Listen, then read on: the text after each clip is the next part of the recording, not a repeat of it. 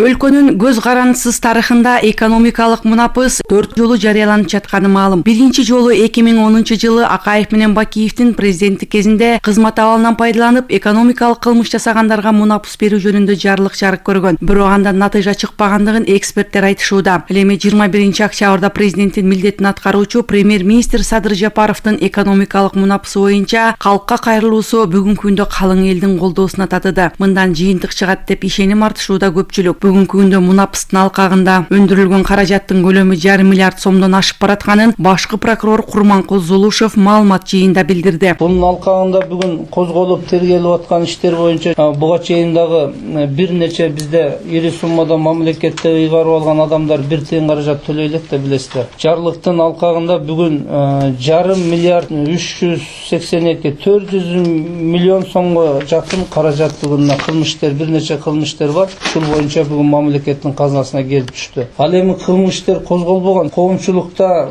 аттары белгилүү коррупция аралашкан мурдагы азыркы чиновниктер бар да. Ошолор чындыгында мыйзам базасы жоктугунан коркуп атабы, же кандай негиздер менен бүгүн эч ким төгүп баштай элек. Бирок ушул негизде төгүп баштаса өздөрүнө жеңил болмок. Себеби орган бүгүнкү күндө ар бир мыйзамсыз табылган мүлкүнө акырын иликтөө менен жетсе керек. Ал эми жана жарлык боюнча бүгүн жемишин берип атат, 1,5 миллиардка жакын каражат түштү. Экономист Эркин Абдразаков экономикалык амнистия өз учурунда чыкты деп эсептейт. Укуктук жагын бекемдеп алса эле жыйынтыгы көпкө күттүрбөйт дейт ал. Муну жөн эле жарыялап коюлса, баягы өткөн мезгилде убактылуу өкмөт, убактылуу президенттин милдетин аткаруучу болуп атпайбы? Мыйзам талаасына түшө элекпиз. Ошондой болсо дагы мунапысты жарыялагандын өзү туура, бирок мыйзам чегинде жарандардын укугу эмне болот, чет өлкөлүк инвесторлор, баягы дүйнөлүк коомчулук кандай карайт дегенде маселе турат да. Себеби дегенде мыйзамдарды кабыл алыш керек эле. Мыйзамдын чегинде аларга болгон кепилдиктер бар. Маселен, камап коюп,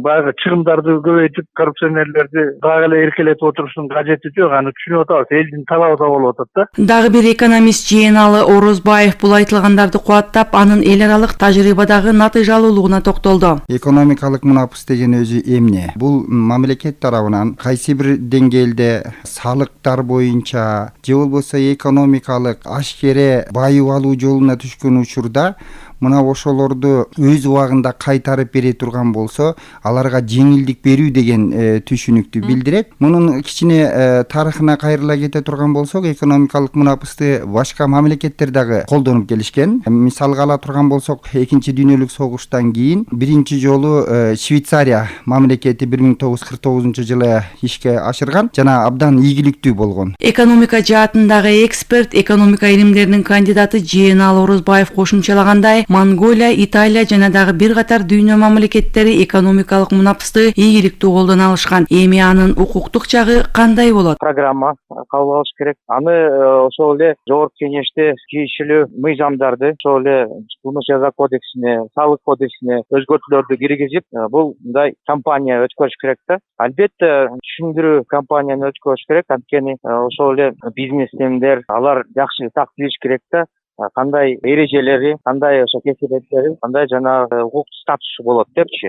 Эми акыркы жарыялаган амнистия бул негизи өзгөчө өзүнүн жана дареги бар да. Бизде бир топ коррупционерлер өзүнүн жашырган капиталдарды, мыйзамсыз кызмалар менен тапкан капиталдарды ошолорго бир айда ошондой мунапыс жарыяланып атат. Бир айдан кийин эгер эч кандай натыйжасы болбосо, анда кылмыш жаза кодексинде көрсөтүлгөн беренелер боюнча соттолот деп ойлойм да. Юридика илимдеринин доктору профессор Кайрат Осмоналиев экономикалык мунапыс чечими мыйзамсыз баюуга шектүүлөрдүн декларацияланган товарлары жана кирешелеринин кол тийбестигине кепилдик берет. Ошону менен бирге мүлктү жана кирешелерди өз ыктыяры менен декларациялоодо купуялуулук сакталат дейт ал. Маалыматтарга караганда, коронавирус менен күрөшүү, шайлоолор жана нааразычылык окуяларынан улам экономикага келтирилген зыяндын кесепетинен өлкө бюджети быйыл болжол менен $600 миллион кирешесин жоготушу мүмкүн.